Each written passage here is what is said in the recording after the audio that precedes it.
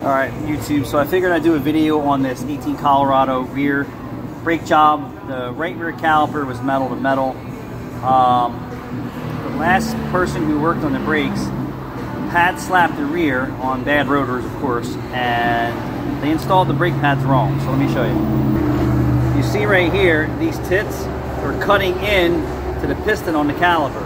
So this pad belongs on the outside, and this belongs on the inside. Alright, so they're referenced.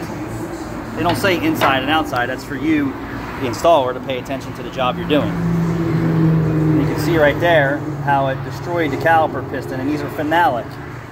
So we're just going to document this so that he knows the last place who installed his brake pads really doesn't know what they're doing. And pad slapping crappy ass rotors is definitely not the way to go.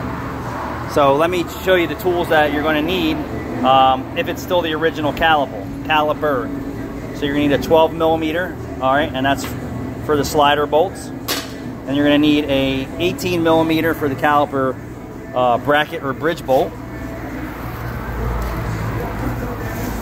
And then you're also going to need a Torx bit, a T27, to get the screw out of the rotor on that side, which is right here. And then once all that's apart, you just swap everything out and put it back together the right way. So remember, these alignment tabs are on the outside so that the caliper cutout fits around it. And you can see by putting them on backwards, it destroyed the face of the caliper.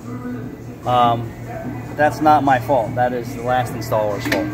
Thanks for watching.